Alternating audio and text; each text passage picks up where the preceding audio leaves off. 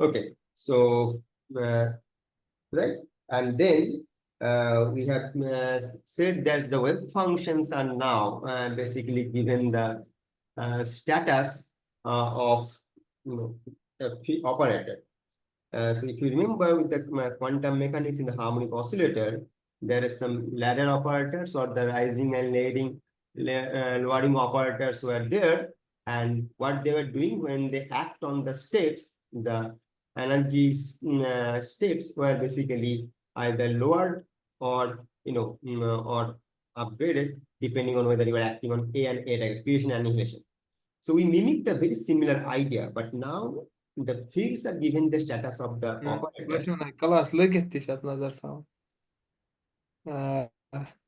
Sorry? बस हाँ ठीक है चलो पति मैंने हुए माइक ओपन कर दो जैसे Hello. What the fuck? Is there any question?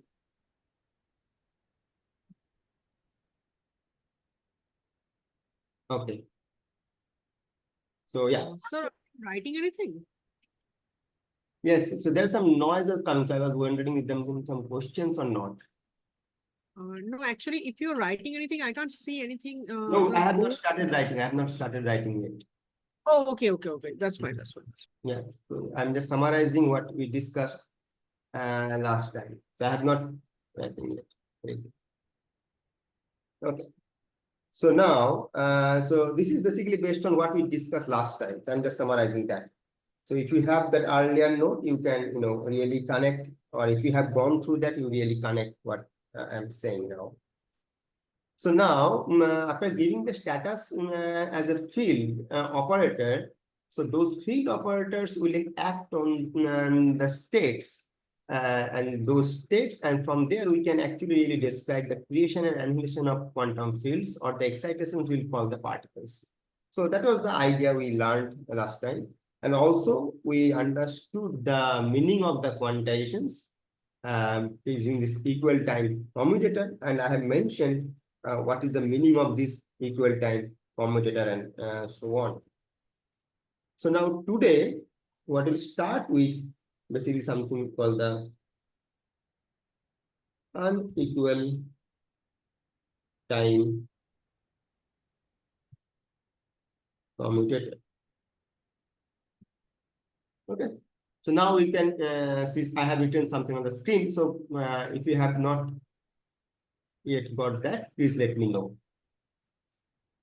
Okay. So then we can write down this commutator as phi x, phi y commutator as PQ, sum over PQ, and these were the normalizations of the operators that we defined in last time, such that their commutator gives us the Kronecker delta. So in that definition, and V is the volume of the box in which we are doing these quantizations, right? So that you can write down in terms of free particle wave function. And then we have the commutator corresponding to these fields. And then we have another component of the function.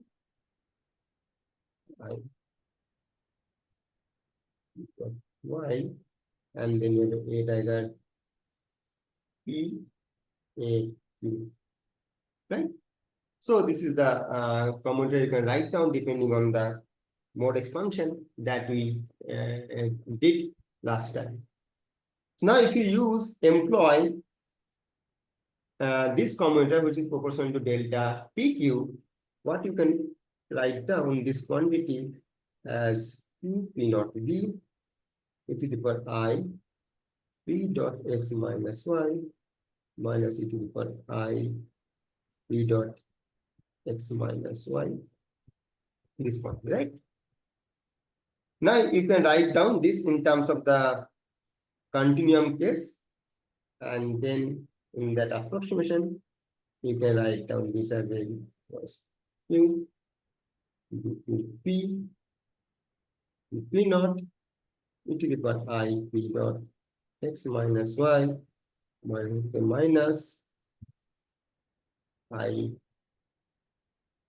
P dot x minus y. Okay.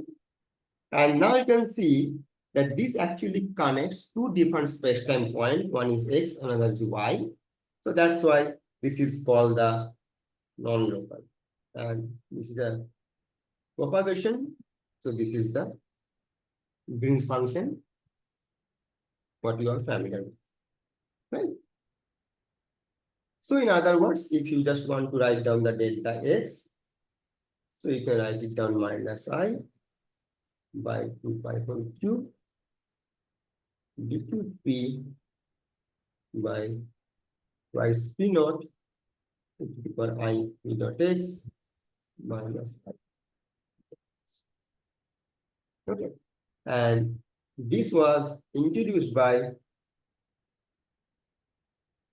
Pauli and Jordan. Okay, this is how the Green's function was introduced.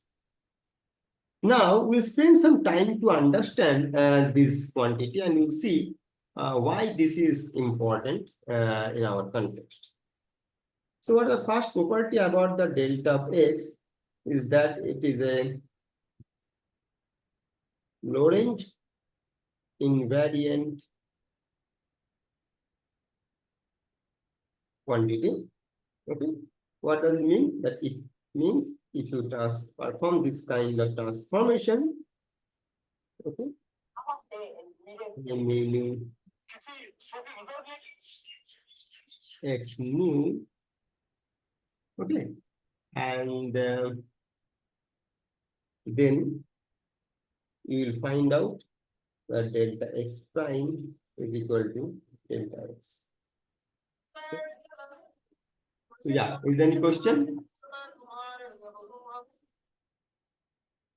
Okay. So now what you can do, we know there's a very interesting property of the delta function, that delta AB equal to mod of B inverse delta A plus mod of A inverse delta B, and using that you can really prove that the p square. Remember, this p square is actually p mu. It's not 3 momentum, it's a 4 momentum.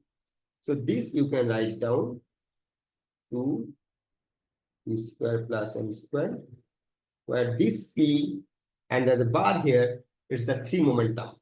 Okay, and that you can write on the delta p naught minus p vector square plus m square plus delta p naught minus p bar square plus m square.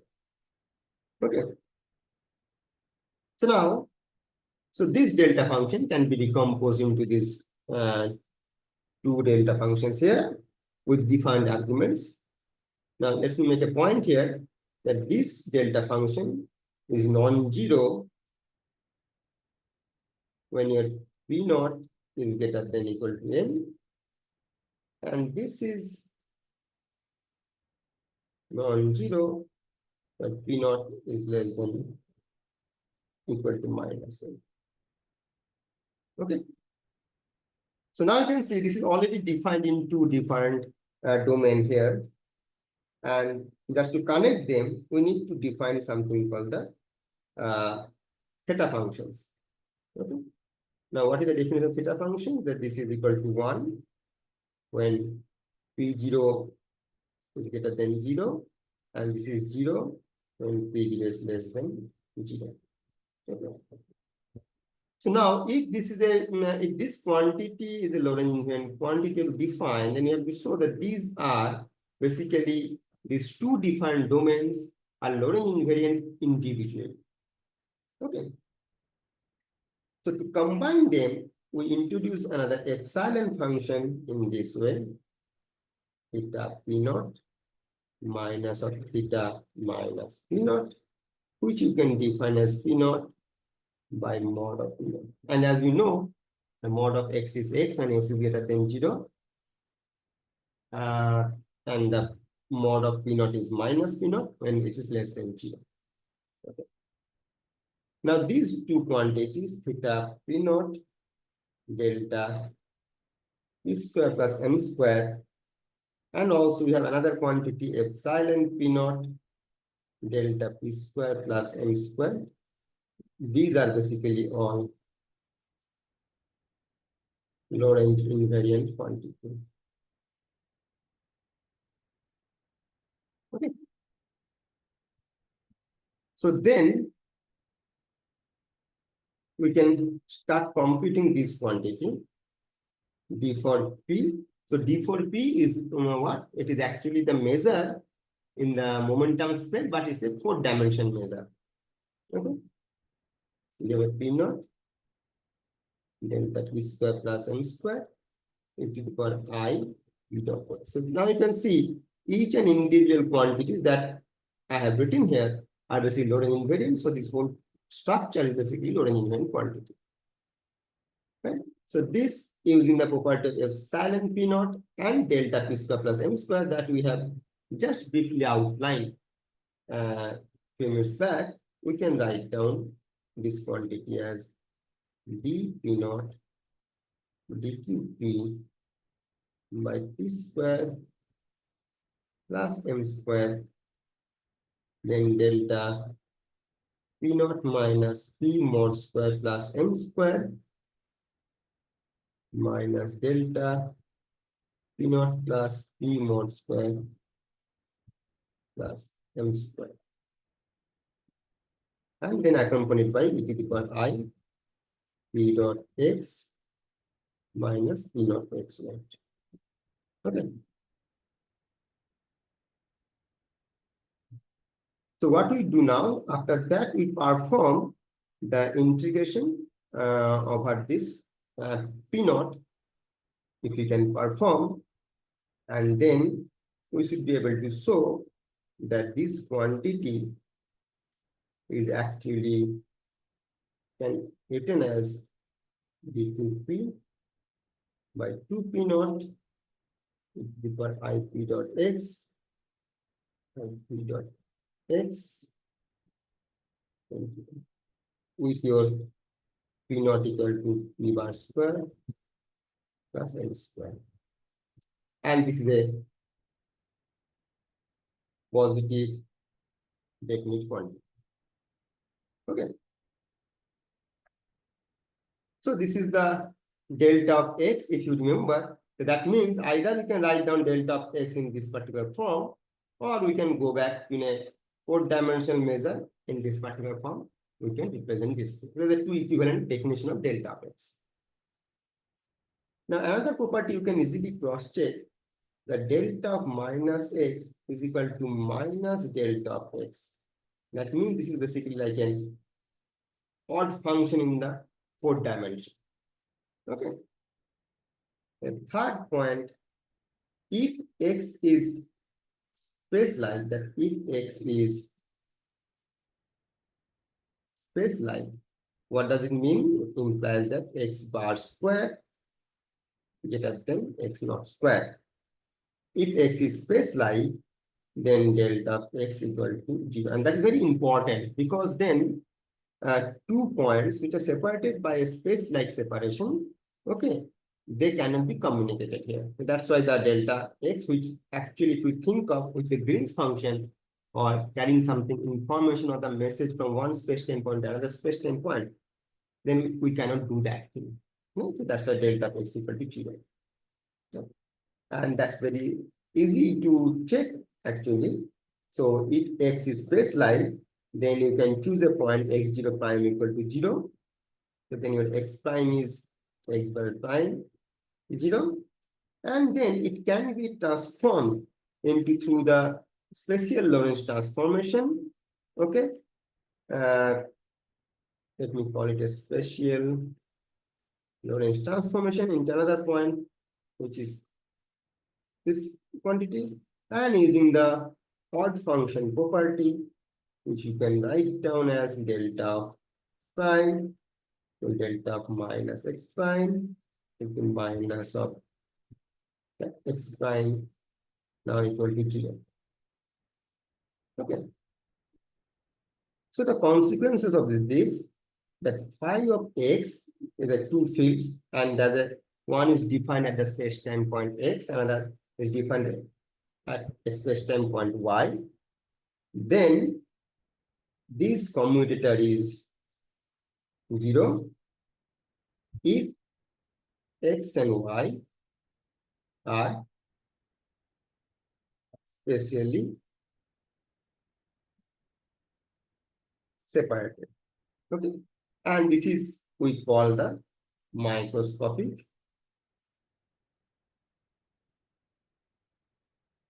causality. That's two space-time are causally connected or not, so this is by this point. Okay, and because our all this construction is basically Lorentz invariant, so this statement stands for us that Lorentz invariance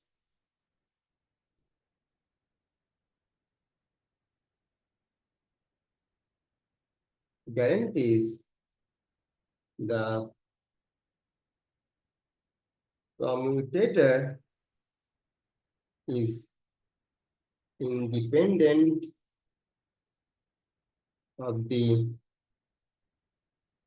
choice of time axis, right? So that's how we define this thing. And when they're causally connected, we write down phi of x, phi of the y commutator as I delta x minus y. Okay. So this will be important when we discuss this with contraction later, how to construct this thing. But at this point, we understand what is the definition of the Green's function. Professor, I have a question. Yes. So basically, you're saying that if x and y are actually spatially separated, then causality will not be violated, right? Or will Yes. be violated. So that actually causal connection tells you the commutator is 0.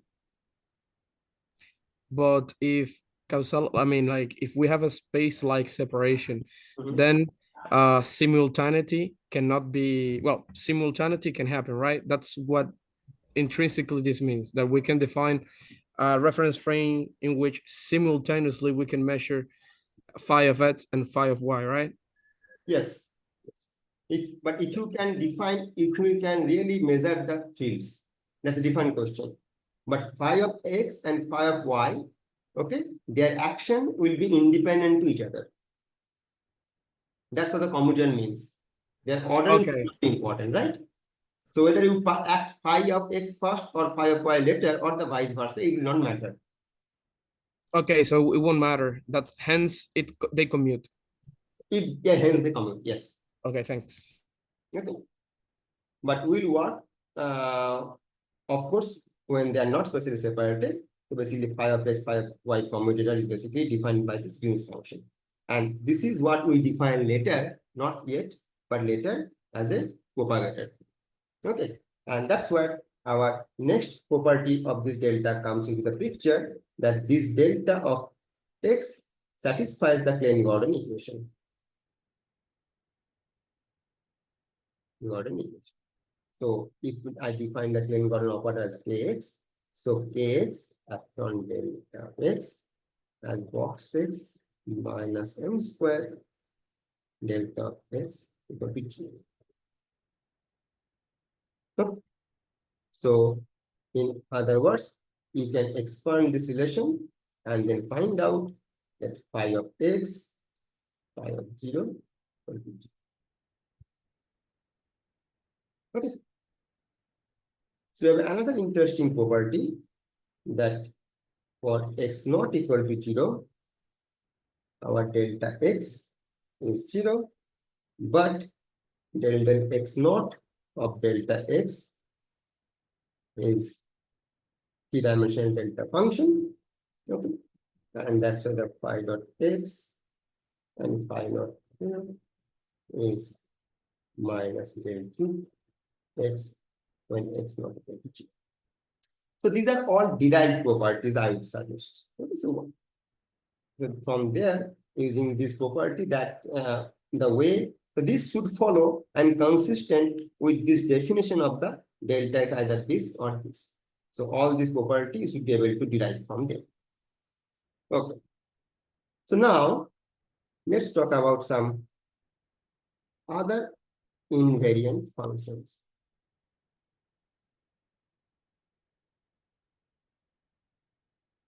Invariant function. And here I assume this is the definition of my axis. This is the how the space axis, and this is my time. So now you can have three different choices. Let me tell you how. Okay. So we have three different light cone kind of structure I'm defining here. And let's see. Okay.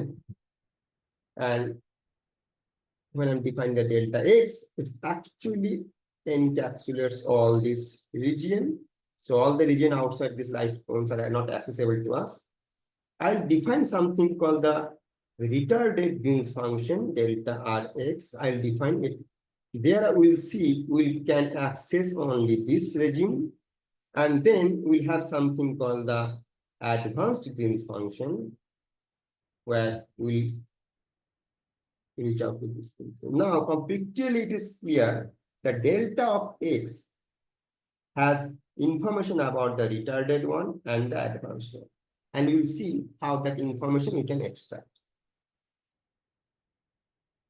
So delta of x equal to 0 for space like x, and is not equal to 0 only in future and past light cones. Right, so these are the future, present, and future light cones. And now you can see retarded and advanced depending on how to define your future, and depending on the time axis, how to define your future and past, depending on that. Right. So the advanced Green's function we define as A. So A stands for just to tag the advanced one. So we define it as a minus theta of x naught delta of x, which is actually minus delta of x when x naught is greater than 0, equal to 0 when x naught is less than 0, because that is the property of theta function. Sorry, I have just let me check what I have written. No, this is the retarded one. Okay, sorry. This is the retarded one. Yeah. Okay, and now we define the advanced one. Function delta A is theta of minus x naught delta of x. Now it is 0 for x naught greater than 0. Now it is delta of x when x naught less than 0. So then we can write down this delta of x as delta of A x minus delta R of x with delta of AX equal to my delta R of x. And we can define another quantity which is delta bar, which is the average of your advanced and retarded delta A plus delta R of x, which again using the epsilon function that we have defined earlier, we can write down this. Okay. So Joydipta, here Yes. x naught is the time interval, right? If I'm not wrong. Yes, x naught is the, either you can think of time interval, or you can set that one of the time you have set to be, 0, for example, y not to be 0. Okay. And Okay. then with the reference 0, whatever the Yes. time it is basically a difference, right? Okay, get it. Thanks. Right. So what actually, if you remember, let me go back here. So here I was defining in terms of x and y, right? And then we set to be y equal to 0. That's why we have only delta of x. Oh, okay. Okay. Thanks. Yeah. Because it's a Lorentz invariant quantity, so we can always make that choice. Okay, I get it. Thanks. Yeah. Any other question? No, Joydipta, not from my side. Okay. Thanks. Fine. So then we can have another algebraic definition. So delta plus x plus delta minus x. Okay. Such that we can define delta plus of x as either you can absorb I here, or it will pop out in this side, 2 pi q dqp by qp naught equal ip dot x. And what are the little bit of algebra we did few minutes back, that this can be written in terms of a 4 dimensions this time also. So this will be d4 p theta of p naught delta p square plus m square e to the power I p dot x. And your minus delta minus of x will be 1 by 2 pi whole cube dqp by 2p naught by this thing, and which you can write down as a cube d4p theta of minus p naught delta p square plus m square e to the power I p dot x. Okay. And with this, because if you see that these two definitions, okay, are not newly introduced. This I have introduced, and then we know what is my delta of x. So this, and you go back to the previous pages, and then you see how these quantities are defined here. And one component you define as a delta plus, another component you define as a delta minus. So this is just the identification. But what we extract from here, that these two interesting relations, the delta plus of minus x is minus of delta minus x, and then delta minus of minus x is minus delta plus x. Okay. And then you can check that delta plus minus x as half of delta minus plus I delta 1, where delta 1 is I times delta plus minus delta minus.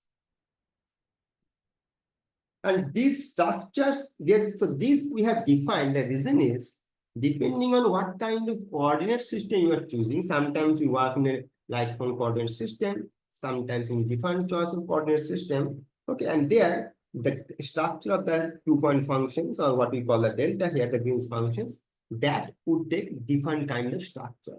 So all these are basically just to show, then depending on your choice of coordinate system, you should be able to write down the Green's function.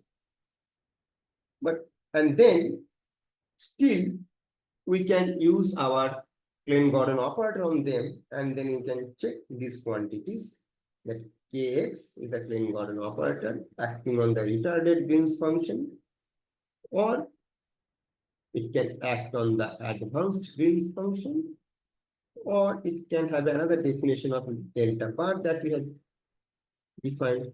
All are equal to minus delta x. Okay. So then, if we use these definitions, what we derived earlier, minus half delta and delta A as your delta bar plus have delta. And also there's an interesting property we have, which we can write down as x naught. So this is like in mathematics, what we use as a sign of x. Similarly, epsilon x naught is like effectively sign. Depending on x naught is greater than or less than 0, it will be plus and minus 1. But this has a very interesting integral representation, which is 2 by pi, 0 to infinity, d tau by tau, sine tau x naught. Okay. And this integral one can perform using the complex integral. So it is the principal value of this quantity. D tau by tau, it will be I tau x naught. Now here, one of the important part is that the role of this tau in the denominator. Because if it is a e to the power I tau x naught, that is not a square integrable quantity, right? If the mod square is 1, so this integral diverging. But because the tau is in the denominator, so this will ensure the convergence of this integral, and that's how we basically get a finite quantity. So this P stands for the principal value. And what is the principal value? As you know, in the complex, if a multiple function, okay, so then you can, for example, z minus 3 square root of that quantity. So you get different values once we change the theta from theta to 2 pi, or again we change theta from theta to 4 pi, right? So basically every after 4 pi rotation you'll get back the original value, but if you make only 2 pi rotation, you get an opposite sign, phase difference to that thing. That's why when theta is changing from 0 to 2 pi, that's the first rotation, or in some mathematics language, it's called the first Riemann shift, or then the second Riemann, and so on. So we'll not go into detail about that thing. But when in the first rotation between theta, when changing 0 to 2 pi, the value, the real value that we are extracting, that's the principal value. Okay. So, but one can certain, but because this is a multiple function, this value is not unique depending on in which shape you are working on. Okay, either first, second, or third Riemann depending on that. So that's the how the principal value is the same way that we have learned in the complex cases. So now what we'll do, we'll inject this epsilon x naught in the definition of our delta bar, and then we can write it down as a I by 2 pi, and this principal value of this d tau by tau, to the power I tau x naught, and then we have this minus I by 2 pi whole cube. Okay, maybe d4k, we have epsilon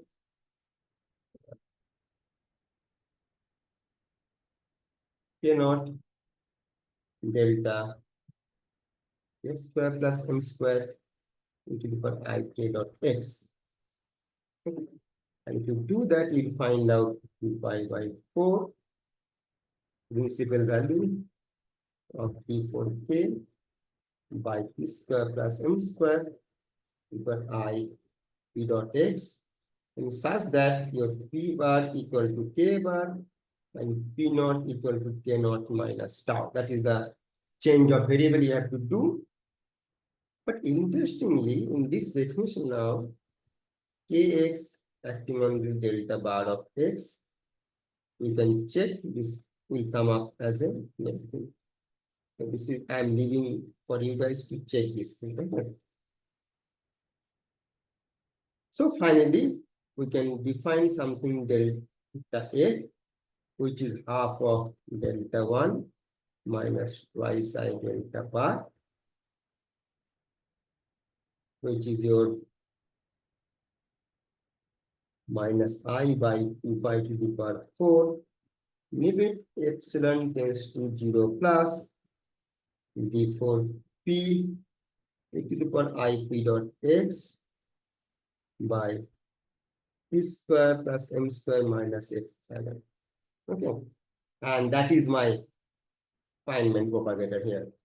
So now we get I delta x.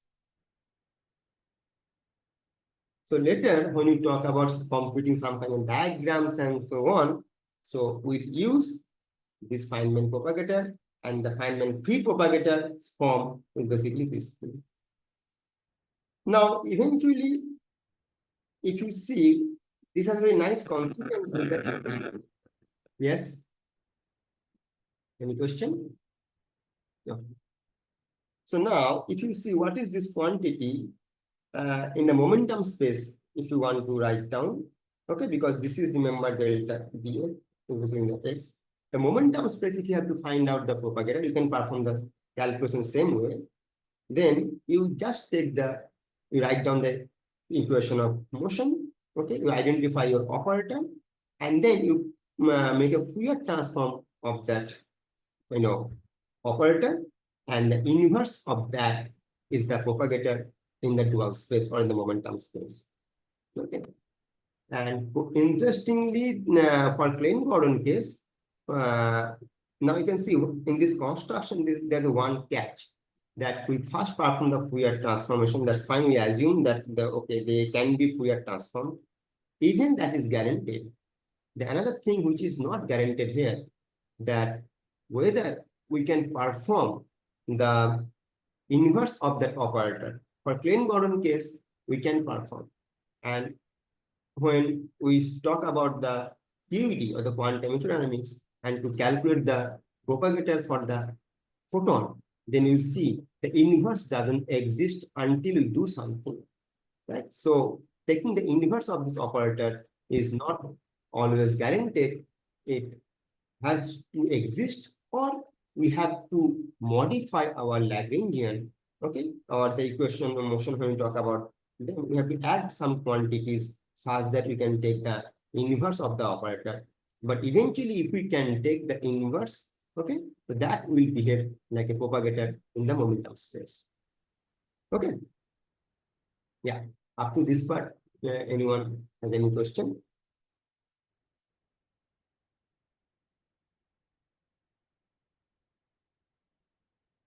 Okay. Hello, sir. Yes. Can you please explain that from the definition of this delta bar, how this epsilon of x0 has come? Delta from the delta bar. Okay. So yeah, so that you can see that we have defined this quantity here, right? Already delta bar we have defined. Okay. Okay. So the delta bar is derived quantity in terms of advanced and retarded one, and that involves your epsilons, and that epsilon is translated into this function form. Yeah. But how do we know the form of that epsilon? What do you mean by that? Because this epsilon is defined as a sign of x naught. Okay. Okay. Okay. So if you follow from the very first line, let me see where I have defined the epsilon first, possibly. Yeah, here. Okay.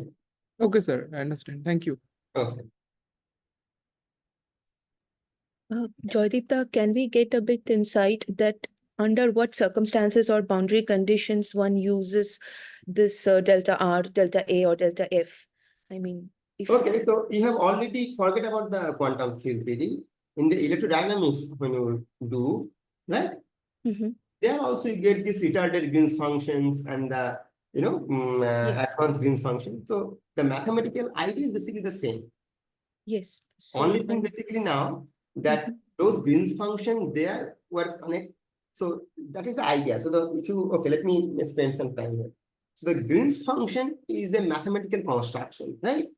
What Yes. it does, it actually connects your different space-time points. Yes. Right? So Yes. now, that's why sometimes the Green's function called the messenger, because it actually take the information or the message from one point to another point. Right? Yeah. Right. So now, depending on how these 2 points are connected to each other in the temporal coordinate, we call them whether retarded one or the advanced one. Yes. Okay. Now here, in this construction, if you see, we always take a temporal coordinate in one way, because that's not always the case. Because when we talk about the just few minutes later, we started talking about the S matrix, it will be more clear that we have these quantum fields, which are basically mimicking your free field equations. Then we call them as like asymptotic states. Why? Yes.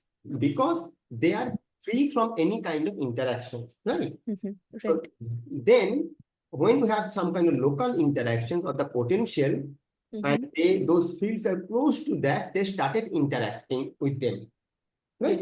Yes. So now, whether those space, now if you see a scattering process, how does it happen? It coming from your minus infinity past, okay? And it, like Rutherford scattering, it's a very simple example. You it the interactions and then again go to the some infinite future. Right. So in the both end, which is called the in state and out state, they are basically free wave functions. At intermediate time, they are basically in a defined modes, which are the interaction modes, right? Yeah. So now the question basically, how to guarantee that all the points, when you say that, okay, this field starting from minus infinity, it reaches to there, that maybe must be causally connected, right? Right. So that's why, so in a causal connected way, we need to define this Green's function. And what is this Green's function? The Green's function in the mathematics are connecting 2 points, but here, you think of the coordinates of the fields itself. So when a field, now if you remember in the last lecture, that the field has 2 components. One is particle creator, antiparticle annihilator, right? Right. And similarly, its conjugate will have the opposite thing, that particle annihilator, antiparticle creator. Created, yes. So now you know that the way it has been introduced, that particle creation is an equivalent phenomena of antiparticle annihilation. Right. But this can be possibly only when they are causally connected, right? Then only we can say that, okay, this creation and annihilation operator, they can be subtracted. Like that way we connect the Green's function, right? Okay. Right. Right. So that is what your propagator is. Okay. So whatever in the Green's function you write down, remember the g of x, y, Right. that it contains some information from x to y. And we do in a related, classical trinomials in a non-relativistic way. So we do not talk about the time there. It's like a specially defined point x and y. Okay. But now we're doing a relativistic framework.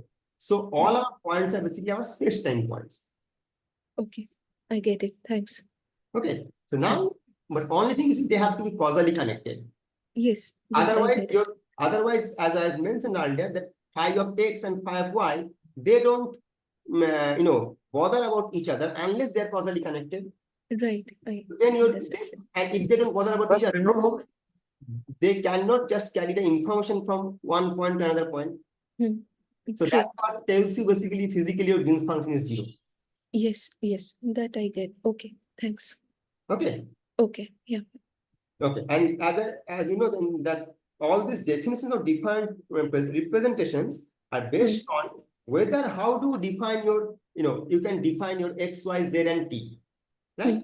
You can define your coordinate system as x plus minus it. Okay. So is it possible any time to write down something, some Yes. correlations functions, which define- can actually, Yeah, so you can rotate them, right? yeah, which can actually track from future to past? Okay, it's not like tracking future to past, I would say.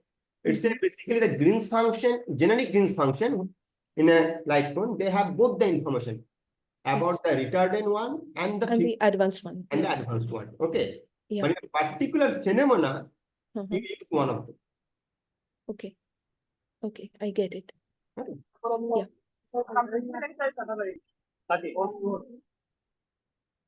Thank you. Okay. Yeah. Any other question?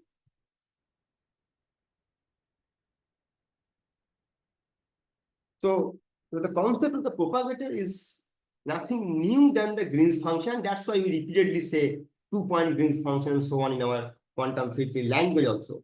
But only thing here you have to tell that this is a contraction between 2 defined fields actually. Okay. Yeah. So when you talk about the weak contraction, and that will be more clear. Okay. So yeah, so let's start with the now the width theorem.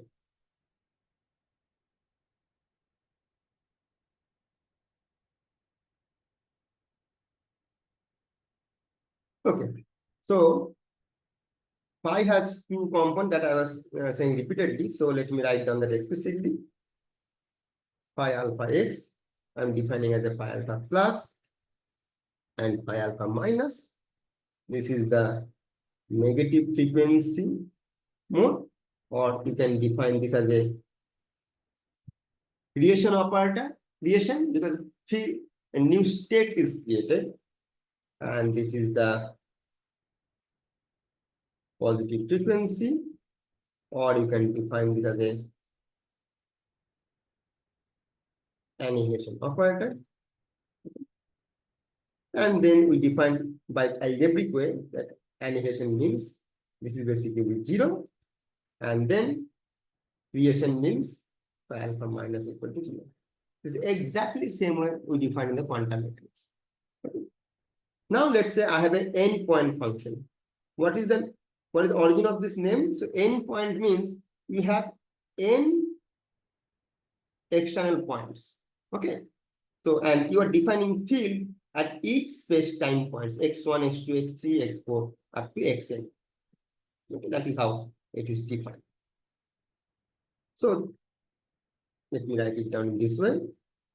So phi xn minus 1 phi of xn.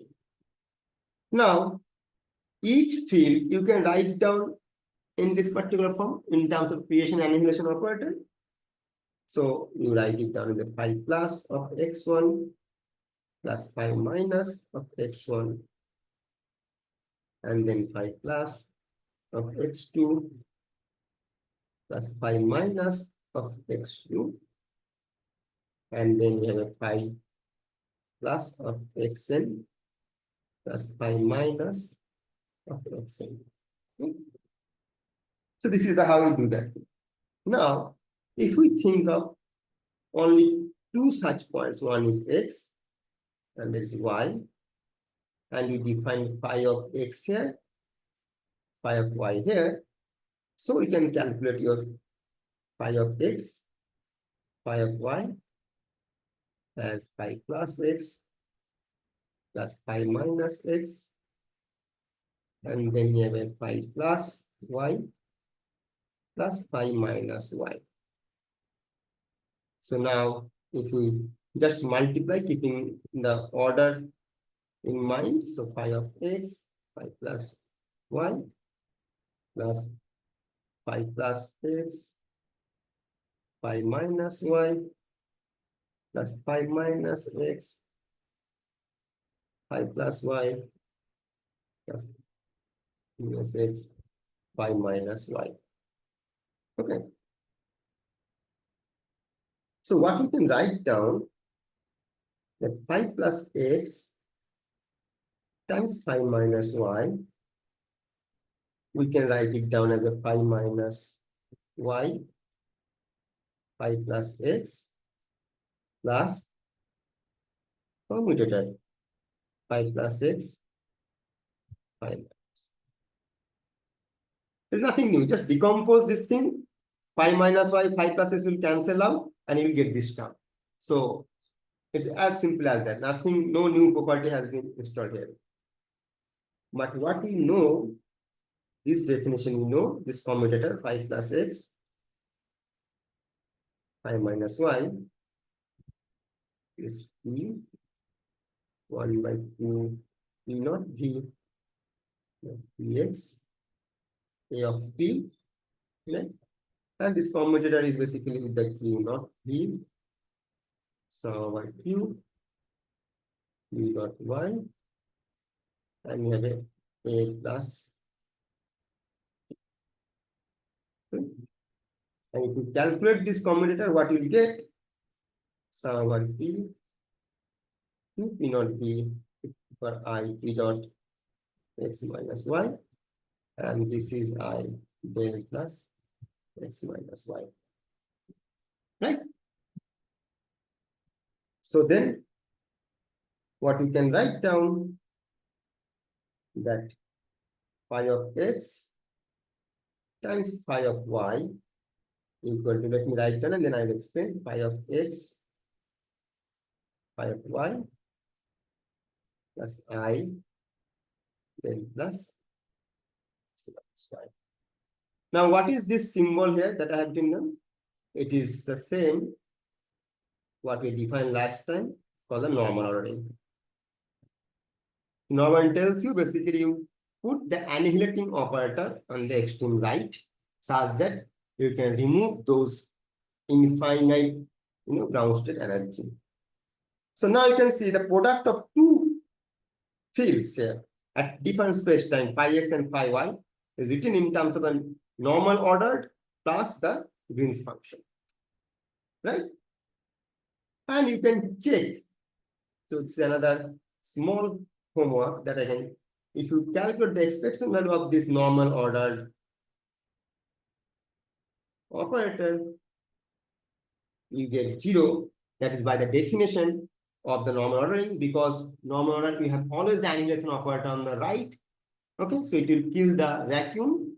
Okay, so that's why it satisfies this thing. But this eventually introduced to this quantity, that phi of x is phi of y. This quantity is nothing but mine.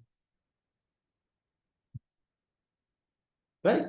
So that's why you can see that now I can write down the product of 2 point. It's not a product, it's a product of two fields, which is basically the 2-point functions. If I take the expression value of these 2-point functions, that gives you basically the Green's function. Now, the task that we have done here for 2-point function, we can now generalize this for n-point functions. How do you do that?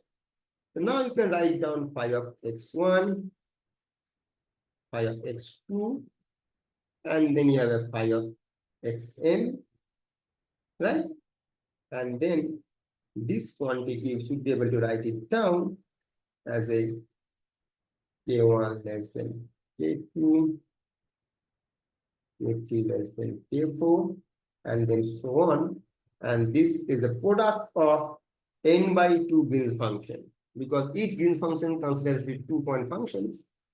So you can write down as a xk1 minus xk2 I del plus xk3 minus xk4 I del plus xkn minus 1 minus xkn.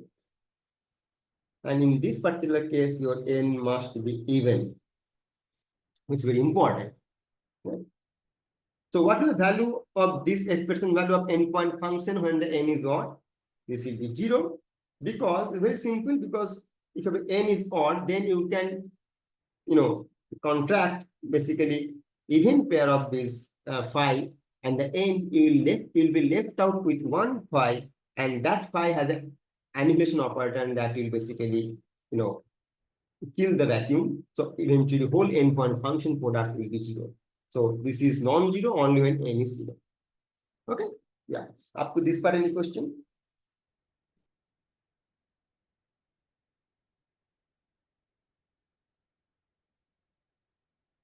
Okay. So then,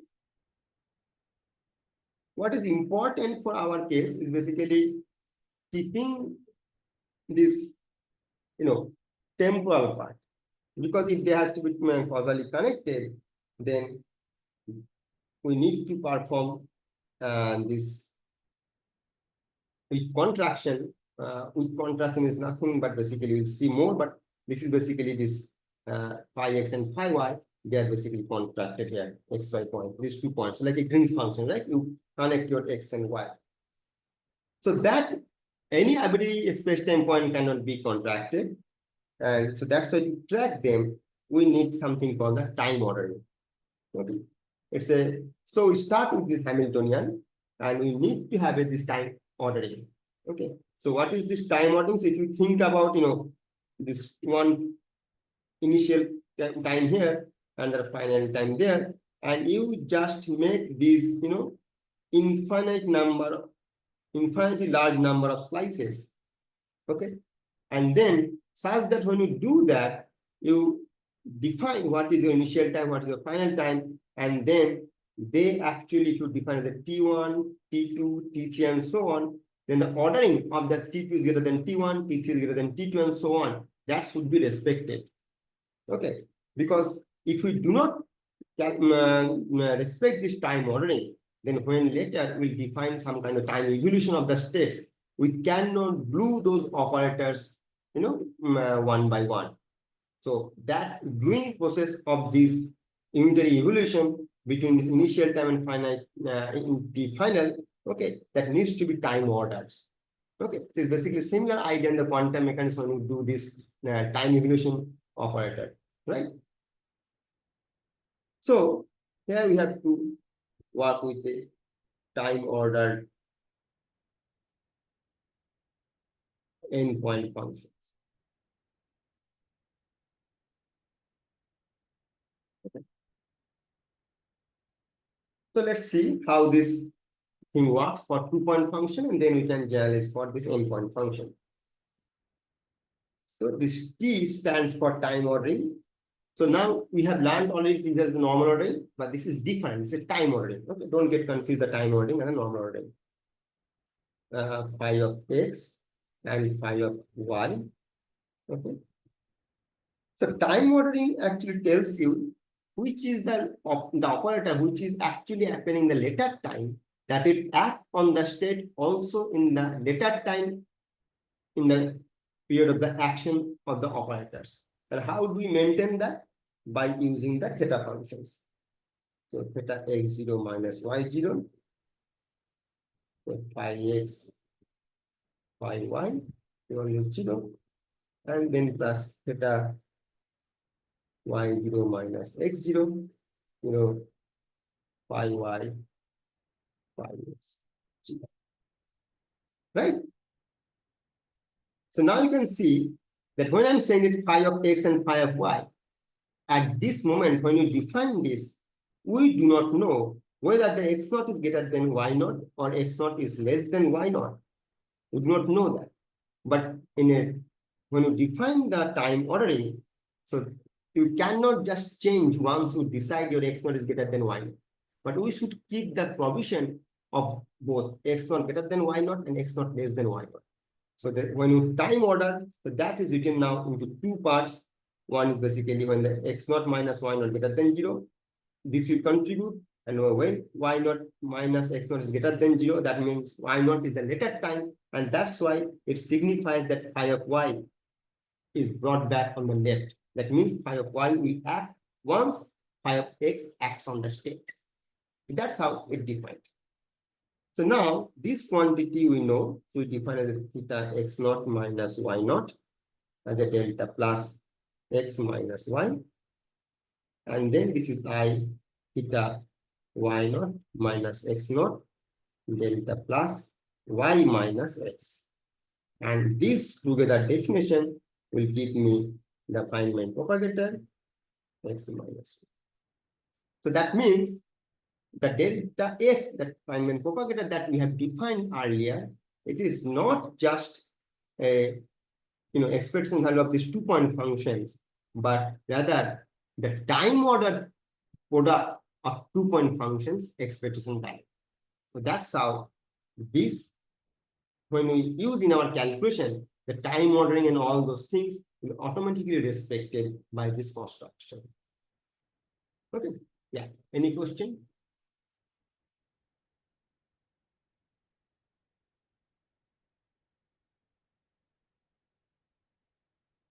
Fine. So now we should be able to generalize this thing in terms of the endpoint function. How will we do that? We get a time ordering on the phi of x1, phi of x2, after this phi of xn, and then we can put in the ground state. So then it is basically all possible combination. All possible combination means that you can have x1, x2 or x1, x3 and all those things. So that all the combinations should be captured here. And then at the end of the day, you should be getting x1 prime minus x2 prime delta f xn minus 1 prime minus xn prime, assuming p1 prime greater than p2 prime n prime and t equal to x naught. Okay, so prime is basically just this it doesn't matter because it is all Lorentz invariant quantity, so you can write down in terms of either this quantity or also you can remove the prime in that way, so it doesn't affect too much. This thing. This one. Okay, so this is how you define your time ordered endpoint function. But pictorially, what is actually happening? Let me elaborate more on that thing. The time order of this phi of x1 to this phi of xn is actually you can write down. If you now you can write down as let's say x1 prime to phi of xn prime this. You can write down this to this if you already defined this kind of ordering that t1 prime greater than t2 prime greater than tn prime. That means if this operator, the way you are placing them in this context are already time ordered, then you don't need to worry about the time order. So initially when you write down, arbitrary number of fields, any n number fields without caring about their ordering, we need to impose the time ordering. But when you plugging them and constructing this endpoint function and placing them as per their time coordinates, then we don't need to worry about the time ordering. But this eventually, when you write down, this will keeping the time ordering in mind. So this will be like a product of this x1 prime to phi xj prime with the normal order, and then we have the Feynman propagator xj plus 1 prime minus xj plus 2 prime, and then we have a delta f xn minus 1 prime minus xn prime. Okay, so you can think of that time ordering of endpoint function is related to the normal ordering of those endpoint functions, and then plus what you can do, you can contract these 2-point functions or any arbitrary two fields, for example j not equal to k. Within these normal ordered state, you can define x1, then phi of xj, then phi of xk, okay, and then we go to phi of xn, which is normal order, okay, and then plus we can define, let's say j not equal to k, l not equal to m. We have now defined phi x1, phi xj, phi xk, phi xl, phi xn, sorry, phi xm, and then we have a phi xn normal order and plus like this. But here you can contract only this 1 2-point function. Later you can contract 2 2-point functions, and then 3 3-point functions, and so on. So this tells you that if I have this endpoint function, okay, then I should be able to write down the time ordered product of these endpoint functions as a product of these 2-point functions. Okay, so that is very important, right? Because when you calculate any kind of, let's say, endpoint amplitude, and that endpoint amplitude we should be able to write down in terms of the fields and the 2-point functions.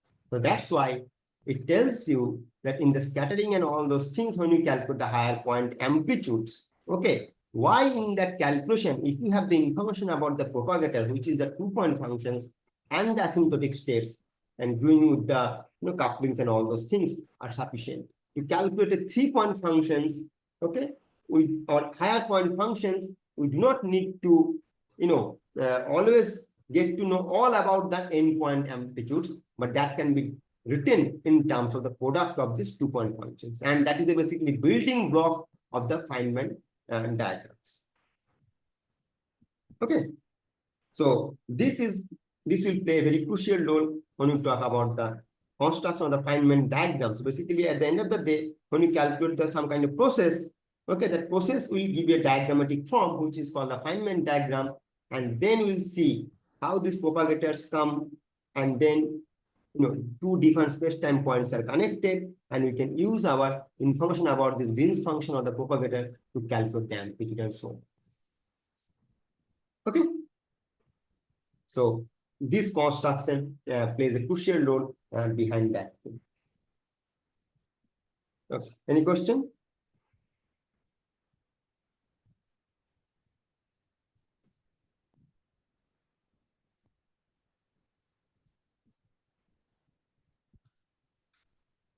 Okay. Now, another important topic which is interesting here, we'll discuss that, which is called the S matrix. So I believe all of you are already familiar with this quantity, because in the quantum mechanics, when you do this scattering and all those things, we have introduced the S matrix, and the way it is introduced in the context of quantum mechanics, we will also do the same way, but now here the operators are basically my fields, right? So let's start with the Schrodinger equation, okay, and for interacting fields, time-dependent Schrodinger equation, we can write it down as a T equal to H psi of T, and this H contains two parts. One is the phi part and the interaction part. Sorry. So then, when you talk about the evolution of the states, because in this Schrodinger picture, what happens? Your state evolves with time. So evolution operator, you need the imitative operator, and that imitative operator, you write it down as an exponential of IT, this H. Okay. And now, okay, maybe at this point I write it down H. Yeah. Yes. So then, how my states are basically upgraded as an operator. So we know in the Heisenberg picture how the operator evolves. Okay. So any phi alpha of x is written as a u of t, phi alpha c bar, and the ut inverse or u inverse. Right? So then we know what is my phi alpha of x and phi beta plus 1 is basically I c alpha beta delta x minus y, and here c alpha beta will play the role of a delta alpha beta, but I am using here c alpha beta because later I should be use the similar definition for the fermionic fields. So then the c alpha beta will keep a minus sign, and that thing will take care of that part. So, but for the bosonic or the scalar cases, this is just the your delta alpha. So that should be. So here we define that your phi of t is the time evaluated states, which is this quantity. And so at some time, we should be able to write down the Schrodinger equation and phi of t Okay. And then you write down QFT as a QX and your interaction, your inverse acting on the file. Now, what is your H interaction? H interaction is basically your total H interaction, but this is the density. So this is how you connect them. Okay. Now this quantity U H interaction U inverse, I can decompose and I should be able to write it down as H interaction U pi alpha U inverse and so on. Right? And this is what?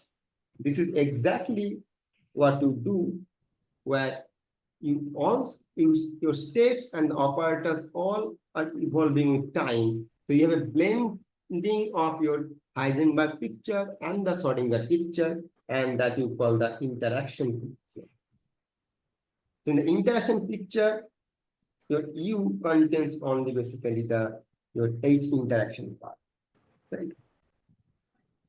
So then this is the relation you just set up phi alpha in the Heisenberg case is your U T naught inverse is phi alpha x U T naught. This is how because remember in the quantum field theory, your fields are the operators. So to understand the evolution of the operators, we need to go to the Heisenberg picture here. So that is how to go. Now, when you define T0 as a minus infinity, that you start with the extremely extreme past. So that's where your initial point. So then your phi alpha x is defined as the in state, which is called the phi alpha in. And when your T0 is plus infinity, then your phi alpha x is the asymptotic state, but it's an out state. So that's how we define as a phi alpha out. But here the important part is that here we assume that the interaction is basically very much localized. That's why when the field is in extreme past or in extreme future, they are treated as a free fields, and that's why their field descriptions are basically very similar. So in summary, you can write down this as a UT minus infinity inverse phi alpha in x UT minus infinity or U infinity inverse phi alpha out x U infinity. What does it mean? That means you can realize some time evolution of the operator, the states. So you can start from the in state, okay, and you evolve that with respect to time, you get phi alpha hx, or you go to the extreme future in the out state, and then that out state is also connected to the same. So that is actually here one of the assumptions that we make, that the quantum field theory that we are talking about is basically the time transition symmetry is intact and also the system is in equilibrium. If the system is not in equilibrium, then this should not have happened. Okay, so then we have to have only the in and in state, and all the out states will be summed over. Okay, but that's why we calculate the amplitudes. When you calculate something called the amplitudes, you'll see it's basically expectation value of the scattering matrix between the in state and the out state. Okay, so that's coming from this concept. Okay, before proceeding further, if you have any question.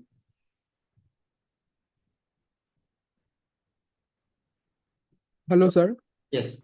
Sir, how did you write this UH interaction U inverse at the top of the screen is equals to H interaction times U phi alpha U inverse?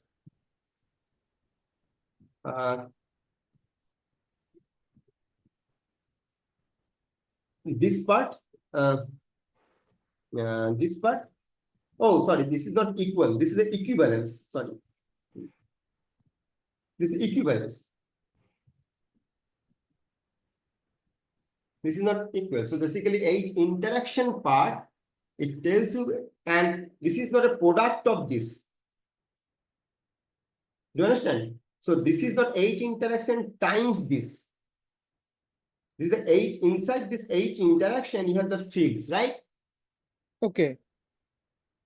Okay, maybe I can use a different symbol. Okay, so when a function, I define a parenthesis, but this is a functional. So that's why I use a third bracket times, but it's not a product. This is not H, do not read it as a H interaction times this. Okay, okay, sir. So, so when you write down the H interaction, for example, you know the 5-4 theory we talk about, that's right. So like, now the H interaction is also function of the fields, right? So those fields are basically an operator, and that you also evoke the type. So that, No, okay. do you understand? Yes, sir. Thank you. So when we talk about the evolution of the H interaction, that means basically the ingredients of the H, they also evolve with time, you replace by them. So if I say H interaction at some time is basically, let's say phi at T naught and the phi T naught whole to the 4, then if I have H interaction U inverse, is effectively each phi is written as a U phi T naught U inverse and then to the power 4, something like that function. Okay, sir. It is clear. Thank you. Okay, okay, good. Okay, thank you for raising that question. I have overlooked this one. Yeah. Yeah, any other question? Okay. So now, so if you do that, then one of the boundary condition that, or the property that you should satisfy, that at t tends to infinity, you infinity equal to 1. So you can see that all the informations coming from in to go to out and then come back to in. In between, there is no leakage of information or addition of information. So that means the system that we are talking about, it completely isolated from the environment, sealed, right? So that's why it actually is hidden within this information. And okay, this is like an identity operator if you consider. Right, so that's the probability is basically concept. There's no information leaking or new addition is there. So this is guaranteed. That's why it's a sealed environment, sealed system. It's not the open system. And this in state and out states, they are related to each other by this unity regulation, by this following thing. So you can get it from there that phi alpha out at some point x is basically S inverse, phi alpha in S, where you define S as U infinity minus infinity. So you can see this is from minus infinity to plus infinity. That's the transition you are making, right? And this is nothing but what we call as a S matrix. Now this S matrix, as I've said, the probability is conserved, all the informations are within the system. So this must be unitary. So that's why S dagger S equal to SS dagger equal to identity. Okay. And when you talk about the quantum field theory specifically for this particular set of lectures, okay, we will assume the Poincare invariance. The details of this symmetry and invariance we will talk about the next lecture before starting the final. But at least what we can say that now when we talk about some kind of invariance or symmetry, that means it actually there is some kind of generators commute with the soul of that system, and here the soul of the system is sigma S matrix. So this invariance you have to keep intact, and this must be satisfied. The translation generator P mu and the S matrix commutes, and the S matrix and the angular momentums, and the hidden all the informations basically 0. Okay, so this is true as long as there is no background external field. This is the assumption. Okay, that's so this is the symmetry of the S matrix. That S matrix is basically remaining invariant under the Poincare symmetry. So all the generators of the Poincare symmetry, like translation generator, the rotation generators, and that's what actually see later, that when you talk about the scattering and all those things, whatever you do scatter, right? And then between the in state and out state and every vertex, your angular momentum, the spin, right? All those quantities are basically conserved. And that is because this S matrix is basically when you write down for any kind of scattering amplitude, right? So these Poincare symmetry generators are basically conserved. So mean they are corresponding eigenvalues of them as well. So now, so in the interesting picture, what we wrote down as a T U naught is H interaction, U T U naught. And this H interaction is again d cube X. H, so only the interacting part of the Hamiltonian. Now, if you solve this differential equation with the boundary condition that T naught U T naught equal to 1, so what you find out that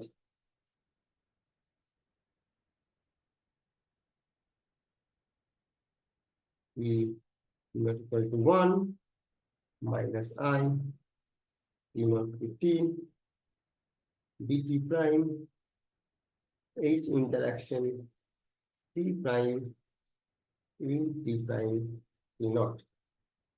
Now what we can do, we can think of this T naught to T, there's another interval, or in the quantum mechanics language, we can include another complete set of operators, right? And here we assume that the Hamiltonian, okay, at different time slices, they commute among each other. So that tells you that you start with some interaction, and that interaction will keep intact to the whole interval. So if you start with some kind of interaction that we have defined at T naught, okay, and then up until you reach T, you will not change your Hamiltonian. That means you in between, you are not using any kind of new source of interactions. That is the assumption here. Okay. So once we do this assumption, we further write it down in a cascade kind of structure, which is like, for example, T, T prime, H interaction, P prime. And now this quantity can be write down again very similar to this, but with a different time interval, right? So plus minus I whole square 0 to T dt prime H interaction T prime 0 to T prime, not 0 to T prime, some time scale, which is T prime dt double prime H interaction T double prime, okay, plus. So now you can see this, you start with first this T naught to T, then you introduce some T prime, which is an element. Now between this T naught to T prime, okay, that also split into two systems, dt prime, and so you are making the time slices. So now you can go up to n number quantities, and depending on each term tells you how many time slices we have done between this T naught and T. Okay. That's how you can write it down. So if you do this n number of such slices, then what you have to do, you have to introduce some kind of time ordering, because you are just doing the time slices. Until you mention what is the ordering of these time slices, we do not know that which H interaction at T1 or H interaction at T2, which should act as per the time ordering, right? So that's why you have to define this time ordering here. H interaction at T1, H interaction at T2, and H interaction at Tn. So this you can write down as H interaction of some T1 prime, H interaction of some T2 prime, up to this H interaction of Tn prime, such that T1 prime greater than T2 prime greater than T3 prime, so on greater than T. This is something called a lexicographic way of ordering, writing this time. Right, so this is time. Now, before proceeding further, let me spend some time here because this is very important and this is not well discussed in most of the quantum physics book. Now, when you do these quantizations, this H, if you remember, we incorporate the idea of the chemical quantizations from the classical mechanics. Okay, like you basically write on the phase space where the Hamiltonian is basically a function of Q and Q dot. I'm not writing a specific time. But here, this Q and Q naught both are treated as independent variables. That means Q dot is not equal to ddt of Q. This is not the way we define the Q naught, the Q dot in H. Also, if you think about the time slices, okay, then at F, if you define T1, T2, T3, and so on, at every time slices you are defining Q of T1, Q dot of T1. Okay, this is not commutator, this is just this. At T2, you are defining your Q of T2, then Q dot of T2, and so on. Now, that means at every time slices, you have this journalist coordinate and journalist momentum, okay, which are basically situated at the same time, which is your T1. So, yes, sorry. Is there any question? Sir, hello. Yes. Why are you saying that Q dot is not equal to ddt of Q? I'm not saying this is the way you define your Hamiltonian. When you define the Hamiltonian, if you remember the classical mechanics, your phase space is basically, if you have n number of variables, what is the phase space volume? What is the dimension of the phase space? The 2n dimensional, right? Because you have a Q1 to Qn, and then you have a Q1 dot to Qn dot. So it's like 2n dimensional. Yes, sir. So that's why in the phase space where you define the Hamiltonian system, your Q and Q dot are two independent variables. They are not related to each other. Okay. The ddt of Q is Q dot when you define the Q dot in the Lagrangian. That's why your Lagrangian has only one variable, that is either Q or Q dot. Okay. Now, because they are two independent variables, at every time slices, there's only one clock which is defining your Q and Q dot both. And now, because I have only one clock, if I define this ordering T1 greater than T2 or T2, then automatically all my Q and Q dot are time ordered. And that's why mentioning this quantity is basically enough to say that my Hamiltonian is basically time.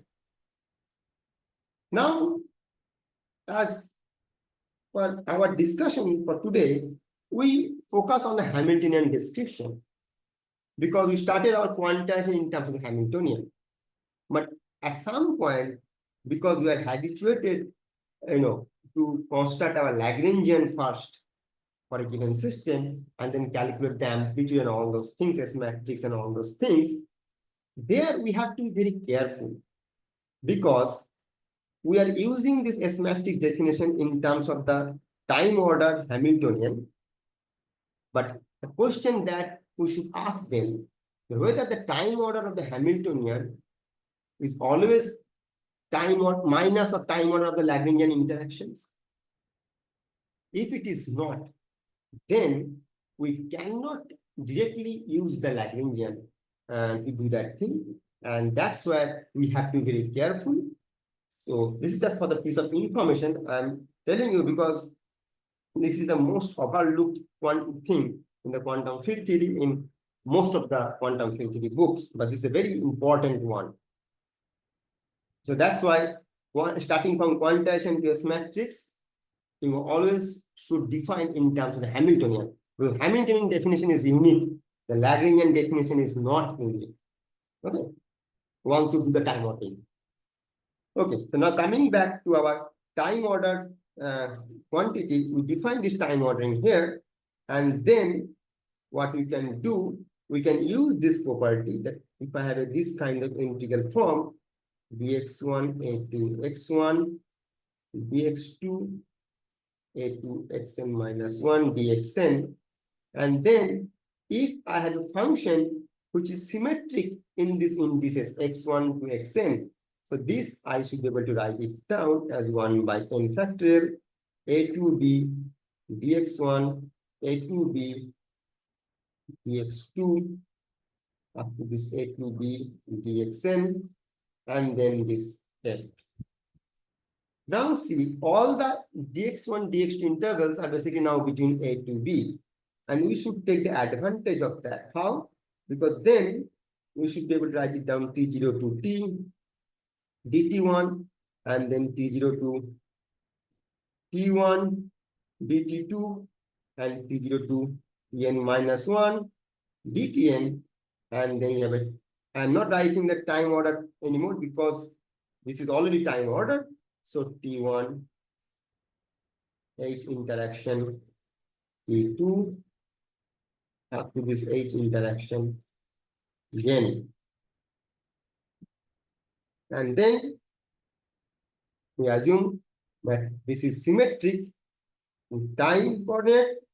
So this will be writing as T0 to T, dt1, T0 to T, dt2, T0 to T, dtn, and now I have to have time ordering because now all are basically the same interval. So I explicitly mention the time ordering. So T1, H interaction, T2, H interaction of Tn. So we can resum that series and then we can write it down as U T of T naught to 1 plus n equal to 1 to infinity minus I to the power n by n factorial T0 to T dt1 to dtn. So I'm not writing n copies of T0 to T because that is implied, and the time ordered H interactions of T1 and then so on. So now going back to the definition of the S matrix. What is my S matrix? So S matrix is basically now write down 1 plus n equal to 1 to infinity minus I to the power n by n factorial. So it is the volume element will be plugging. So d4x1 to d4xn, and then we have a time ordered H interaction x1, H interaction xn. See, these are total Hamiltonian here. This is the Hamilton density, and that's why the dt becomes d4x1 here, and so on. d cube x is coming from that. And this quantity is a Lorentz invariant quantity by construction because this is the volume element. Okay. So that is how we basically, for example, you can define the S matrix.